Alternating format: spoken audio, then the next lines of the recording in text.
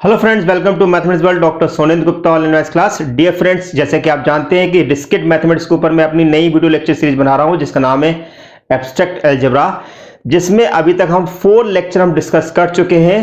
Previous lecture में देखा था किस प्रकार से मैंने आपको प्रॉब्लम करवाए थे अबेलियन और ग्रुप के ऊपर। आज के लेक्चर में हम बात करेंगे कुछ एडिशन मॉडलों के बारे में। तो डियर फ्रेंड्स, अगर आप मेरे चैनल पर नए आए हुए हैं तो चैनल को सब्सक्राइब कर लो, बेल आइकन को प्रेस कर लो, जिससे कि फर्दर नोटिफिकेशन आपको मिलता रहे। आइए स्टार्ट करते हैं एडिशन मॉडलो एम। तो एडिशन मॉडलो एम होता है क्या है, पहले इसके प्रॉपर डेफिनेशन समझते हैं, उसके बाद उसके ऊपर बेस हम आपको क्वेश्चन कराएंगे, जिससे कि आपको बहुत बेहतर तरीके से समझ में आएगा कि एडिशन मॉडलो होता है क्या है एब्स्ट्रैक्ट अलजेब्रा के।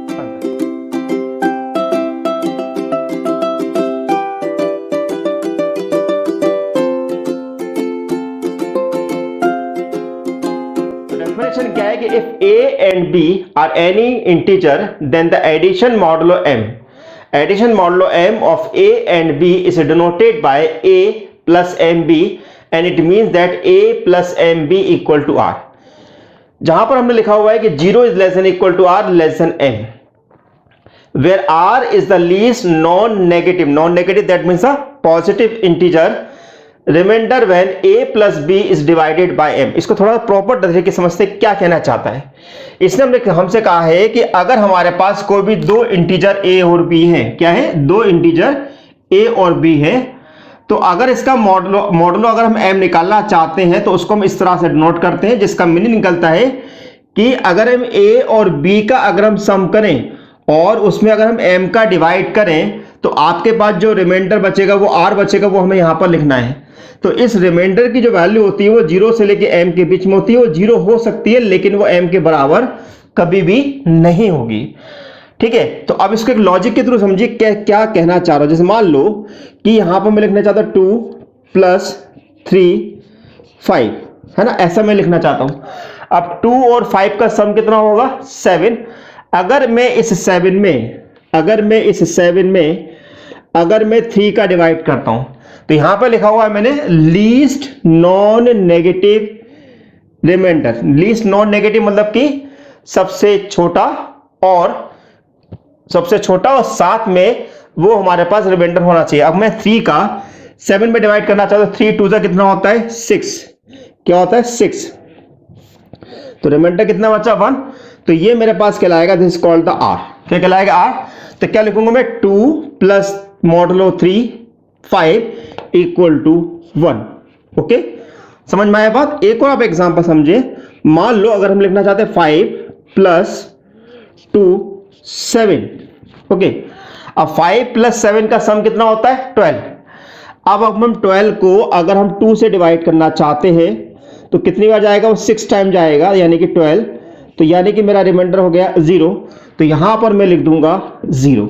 ओके, नेक्स्ट हम बात कर रहे हैं कि मान लो अगर हम लिखना चाहते हैं 7 प्लस 5 2, तो 7 प्लस 2 का सम कितना हो गया 9 हो गया।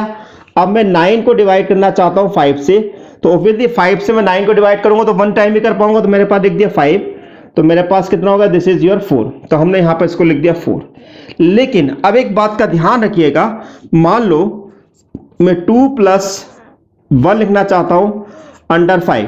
अब 2 प्लस 1 का सम कितना होता है 3, लेकिन 5 जो है 3 को डिवाइड नहीं कर सकता है। तो हम यहां पर ऐसी कंडीशन में 2 प्लस 1 का सम ही यहां पर लिख देंगे, विच इज द 3। ओके, एक और एग्जांपल समझे। मान लो अगर हम लिख दें यहां पर 3 प्लस 7 और यहां पर हम लिख रहे हैं, अपने बात लिख रहे हैं यहां पर 3 प्लस 2 लिख देते हो। यहां पे मुझे 6 का डिवाइड करना है, तो 3 प्लस 2 का सम कितना होता है 5।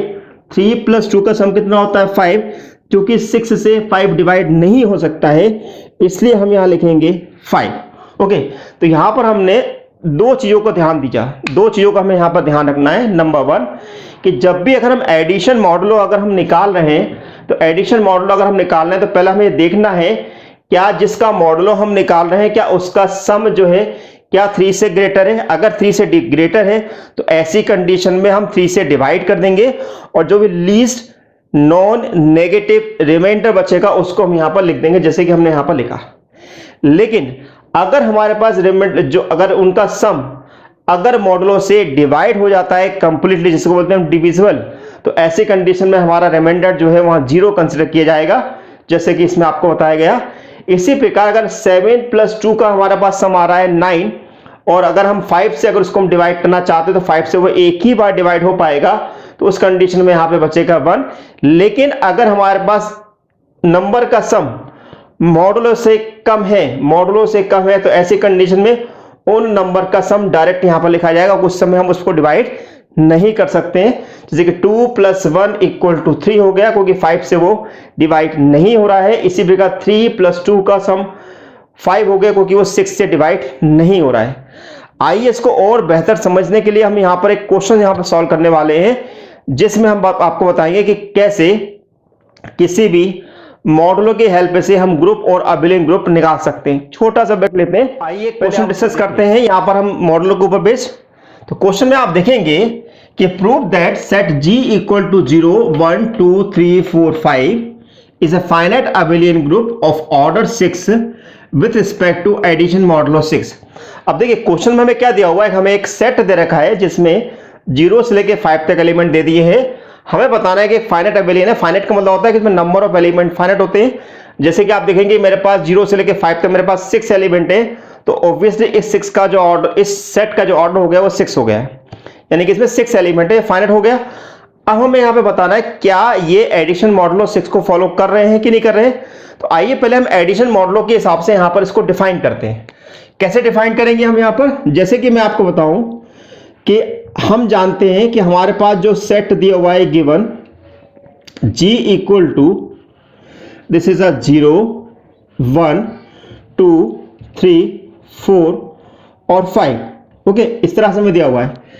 एंड हम जानते हैं कि A + B 6B = मेरे पास होता है R। क्या होता है, A + B + 6 = मेरे पास R होता है। और ऑब्वियसली इस R की जो वैल्यू आपके पास जो होती है, डेफिनेटली वो मेरे पास क्या होगी, this is 0 is less than equal to R is less than equal to 6, क्योंकि मॉडुलो मेरे पास क्या है, 6 है।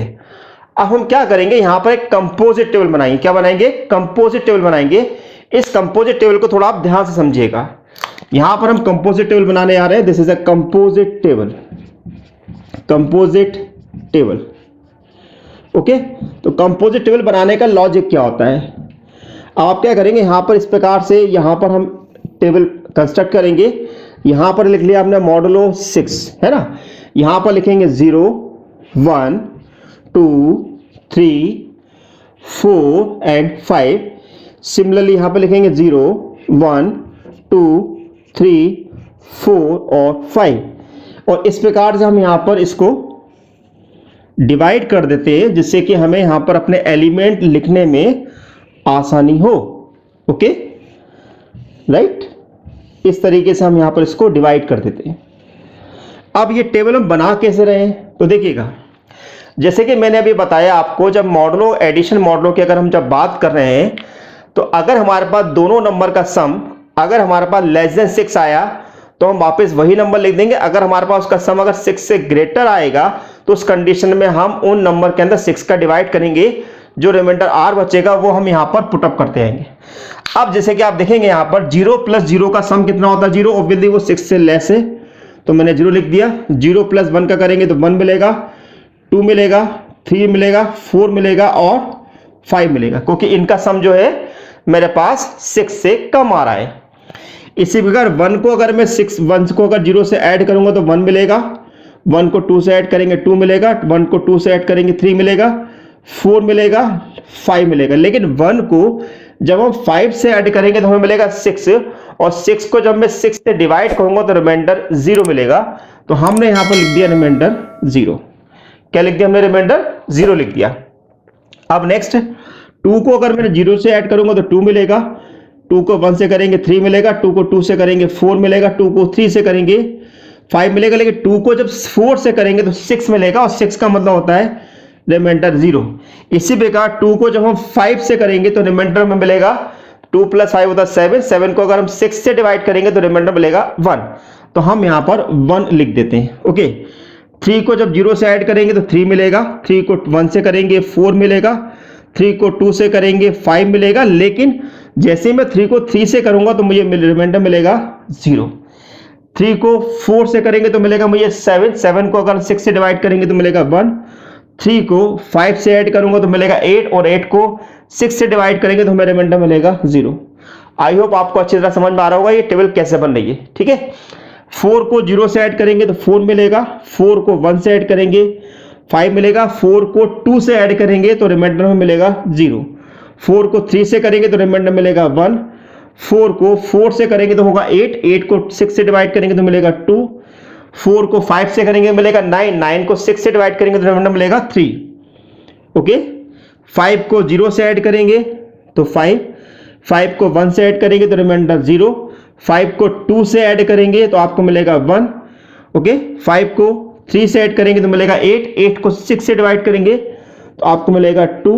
ओके, 5 को 4 से करेंगे तो मिलेगा 9, 9 को 6 से डिवाइड करेंगे तो आपको मिलेगा 3 और 5 को 5 से ऐड करेंगे तो 10 और 10 को 6 से डिवाइड करेंगे तो आपको मिलेगा 4। इस प्रकार से हमारा ये कंपोजिट टेबल बनता है। ओके, अब जब हमारा कंपोजिट टेबल बनेगा तो सबसे पहले हमें ये चेक ये करना है कि इसमें जितनी भी एंट्री मिल रही है क्या वो सेट जी की है। तो चेक करें, हमारे पास इसमें एक भी एंट्री ऐसी नहीं है जो सेट जी की ना हो। तो ऐसी कंडीशन में हम कहेंगे कि हमारा जो सेट जी है वो क्लोज है with respect to addition modulo 6। Okay, तो यहां पर हमारी पहली प्रॉपर्टी फुलफिल हो गई। कौन सी प्रॉपर्टी फुलफिल हो गई?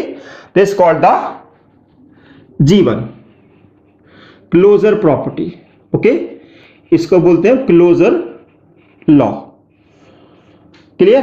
तो यहां पर मुझे साफ साफ दिखाई दे रहा है कि अगर A और B अगर G के अंदर है तो it is implies that A plus modulo 6 B भी जो है वो भी G के अंदर आ रहा है। तो देयरफॉर हमारा जो सेट जो है वो क्लोज्ड है। सेकेंड प्रॉपर्टी हमारी होती है एसोसिएटिव प्रॉपर्टी। क्या होती है? एसोसिएटिव प्रॉपर्टी या एसोसिएटिव लॉ। तो अब हम एडिशन जब मॉडुलो 6 की बात कर रहे हैं तो एसोसिएटिव प्रॉपर्टी की जब बात करते हैं तो वहां पर मैं आपको बताया कि हम यहां पर 3 एलिमेंट्स को यहां पर हम कंसीडर करते हैं। तो हमने यहां पर 3 एलिमेंट्स को कंसीडर किया। If A, B, C belongs to G,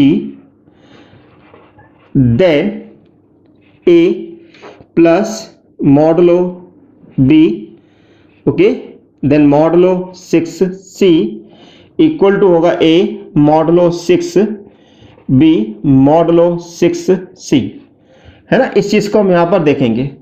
तो अब यहां पर हम कोई भी 3 एलिमेंट अपनी मर्जी से हम कंसीडर कर ले, जो भी आपको यहां पर कंसीडर करना है। मान लेते हैं कि हमने यहां पर एलिमेंट ले लिया A इक्वल टू से A equal to 1, B equal to 2 और C इक्वल टू 3, है ना। अब यहां पर हम लेते हैं जैसे 1 modulo 6 2 modulo 6 3 equal to 1 modulo 6 2 modulo 6 3। अब हम चेक करते हैं कि ये हमारे पास बराबर आ रहे कि नहीं आ रहे। तो देखिए 1 + 2 हमारे पास कितना होता है 3 और 3 जो है 6 से डिवाइड नहीं होता तो यहाँ पर 3 लिखेंगे एंड 3 मॉडुलो 6। इसी प्रकार 1 मॉडुलो 6 2 + 3 करेंगे हमें मिलेगा 5 और 5 को 6 से डिवाइड करेंगे तो डिवाइड होगा नहीं। 3 + 3 होता है 6 और 6 को 6 से डिवाइड करेंगे 0। 1 + 5 होता है 6, 6 को 6 से डिवाइड करेंगे 0। यानी कि हमारी एसोसिएटिव प्रॉपर्टी यहां पर फुलफिल हो रही है। देखिए जब भी अगर हम कंपोजिट टेबल बनाते हैं तो यहां पर एक बात का हमेशा ध्यान रखो, 2 चीज आप हमेशा ध्यान दीजिए कि आपके 3 प्रॉपर्टी हमेशा नॉर्मली फुलफिल होती हैं यदि अगर वो close with respect to the operation होता है। जैसे कि आप देखोगे हमारे टेबल में सारी एंट्री हमारे पास सेट जी की, इसका मतलब ये कि 3 प्रॉपर्टी आपकी ऑटोमेटिकली फुलफिल मानी जाएगी, क्लोजर प्रॉपर्टी, एसोसिएटिव प्रॉपर्टी और कम्यूटेटिव प्रॉपर्टी, है ना। इस बात का ध्यान रखिएगा। अब यहां पे हम बात करते हैं थर्ड प्रॉपर्टी की। थर्ड प्रॉपर्टी हमारी क्या है? This is called the G3, जिसका नाम है आइडेंटिटी एक्सियम। क्या है? Identity axiom.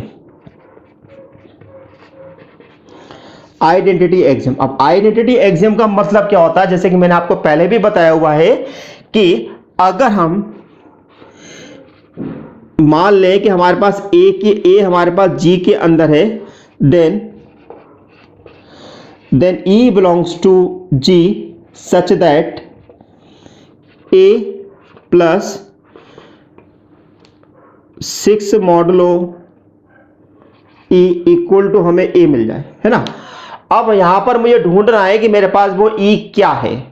आप ध्यान से देखिएगा कि अगर हम मान लें थोड़ी देर के लिए कि ये एलिमेंट मेरे पास जो है, ये एलिमेंट जो है मेरे पास ए को रिप्रेजेंट कर रहे हैं और ये मेरे पास ई हो सकता है। तो अगर मैं 0 को 0 से ऐड करता हूं 0 मिलता है, 1 को 0 से ऐड करता हूं 1 मिलता है, 2 को 0 से ऐड करता हूं 2 मिलता है और 3 को 0 से ऐड करता हूं 3, यानी कि हमें वापस वही एलिमेंट मिल रहे हैं। तो हम आराम से ये कह सकते हैं from the composite table, from the table E equal to 0 और E जो है वो G के अंदर है। तो टेबल में मुझे साफ साफ दिखाई दे रहा है कि मेरे पास जो एलिमेंट 0 है, यानी कि ये जो एलिमेंट E 0 है, ये मेरे पास E को रिप्रेजेंट कर रहा है। क्या ये एक एलिमेंट आइडेंटिटी एलिमेंट है। अब बात करते हैं हम इनवर्स की। तो इनवर्स एलिमेंट हम किस प्रकार से निकालते हैं, ठीक है, थोड़ा ध्यान से देखिएगा। मैं यहां पे आपको इनवर्स एलिमेंट निकाल के बता रहा हूं। This is a inverse axiom, ठीक है, बिल्कुल ध्यान समझिएगा। इनवर्स एक्सियम किस प्रकार से निकालते हैं। इनवर्स एक्सियम का मतलब ये होता है कि हम अगर किसी एलिमेंट ए का इनवर्स निकालना चाहते हैं अंडर द मॉडुलो 6, तो ऐसी कंडीशन हम मान लो कि हमारे पास वो बी है तो हमें मिलना चाहिए वो ई, यानी कि हमें मिलना चाहिए वो 0। अब यहां पर एक टेबल हम यहां पर बनाते हैं। मान लो ये मेरे पास ए है और ये मेरे पास बी है और इन दोनों का सम जो है मुझे मिलना चाहिए 0। क्या मिलना चाहिए मुझे? 0 मिलना चाहिए, राइट। तो अब 0 कैसे मिलेगा हमारे पास, क्योंकि ए तो मेरे पास फिक्स है 0 1 2 3 4 और 5, ये एलिमेंट मेरे पास फिक्स है। तो अब मैं 0 के साथ ऐसा क्या ऐड करूं कि मुझे 0 मिल जाए, और ये भी मेरा फिक्स है कि मुझे 0 ही मिलना चाहिए, ये सब मुझे 0 मिलना चाहिए, ठीक है। तो 0 के साथ ऐसा क्या ऐड करूं 0 में, तो देखो 0 के साथ अगर 0 को ऐड करता हूं तो ही मुझे 0 मिलेगा। नहीं, 0 का जो एडिशन जो इनवर्स है वो 0 है, लेकिन 1 का क्या है, 1 को मैं किसके साथ ऐड करूं कि मुझे 0 मिल जाए। तो 1 को अगर मैं 5 के साथ ऐड करता हूं तो मुझे यहां पर 0 मिलता है। इसका मतलब ये हुआ कि मेरे पास 1 का जो मॉडुलो है, 1 का जो इनवर्स है वो 5 है। 2 के साथ हम ऐसा क्या ऐड करें, 2 के साथ कौन सा ऐड करें कि भाई 2 के साथ अगर मैं ऐड करता हूं 4 तभी मुझे 0 मिलेगा। तो इसका मतलब ये हुआ कि मेरे पास 2 का जो एडिटिव इनवर्स है वो 4 है। इसी प्रकार अगर मैं 3 के साथ ऐसा क्या ऐड करूं कि मुझे 0 मिल जाए, तो 3 के साथ अगर मैं 3 को ऐड करता हूं तो ही मुझे 0 मिल रहा है ना। तो 3 का एडिटिव इनवर्स हमारे पास 3 कहलाएगा। 4 के साथ ऐसा क्या ऐड करूं कि मुझे 0 मिल जाए, तो ऑब्वियसली मैं 2 ऐड करूंगा तभी ऐसा हो पा रहा है, तो मैंने 2 ऐड कर दिया। 5 के साथ ऐसा मैं क्या ऐड करूं कि मुझे 0 मिल जाए, तो मेरे पास है 1। तो इस प्रकार से हम यहां पर हम एडिशन मॉडुलो के अंदर हम एडिटिव इनवर्स निकाल सकते हैं अंडर द एडिशन मॉडुलो 6। अब लास्ट प्रॉपर्टी हमारी बची क्या, कम्यूटेटिव लॉ।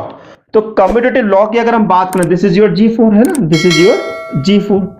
अब हम G5 की बात करें, जैसे कि मैंने अभी आपको बताया कि अगर मेरी एसोसिएटिव प्रॉपर्टी फुलफिल हो रही है, क्लोजर लॉ फुलफिल हो रहा है, तो 101% हमारा आपका एडिशन मॉडुलो कम्यूटेटिव प्रॉपर्टी भी फुलफिल होगी।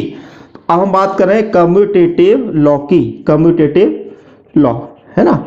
तो अगर हम कम्यूटेटिव लॉ की अगर बात करते हैं तो क्या होगा कि भाई a plus modulo 6 b equal to मिलना चाहिए b मॉडुलो 6 a। 101% मिलेगा, ऐसा हो ही नहीं सकता, ऐसा ना हो। देखो सिंपल है कि 2 के साथ मैंने 1 को ऐड किया, कितना मिल रहा है 3। अगर मैं 1 के साथ 2 को ऐड कर रहा हूं तब भी 3 मिल रहा है। 2 के साथ 4 को ऐड कर रहा हूं 0, तो 4 के साथ 2 को ऐड कर रहा हूं 0। तो ऐसा तो हो गई होगा कि हमेशा वो वैल्यू हमेशा बराबर ही मिलेगी। तो हम यहां पर कह सकते हैं कि हमारा G प्लस मॉडुलो 6 जो है इज एन अबेलियन ग्रुप। ये हमारे पास एक अबेलियन ग्रुप होगा। क्या होगा? अबेलियन ग्रुप होगा। तो आज के लेक्चर में मैंने आपको बताया कि किस प्रकार से हम किसी भी एडिशन मॉडुलो के बेसिस पर हम ग्रुप या अबेलियन ग्रुप आपको डिफाइन कर सकते हैं। डियर फ्रेंड्स, आपको मेरा लेक्चर कैसा लगा हुआ है लेक्चर के कमेंट बॉक्स में लिखना ना भूलिएगा। अगर आप मुझसे किसी भी प्रकार का कोई क्वेश्चन पूछना चाहते हैं तो लेक्चर के कमेंट बॉक्स में पूछ सकते हैं। इवन अगर आप मेरे टेलीग्राम ग्रुप से अगर जुड़ना चाहते हैं तो उसकी डिस्क्रिप्शन में आपको लिंक दी हुई है, maths by doctor Sunil Gupta, आप उसे जुड़ सकते हैं। तो thank you for watching my channel doctor Sunil Gupta. Thank you so much.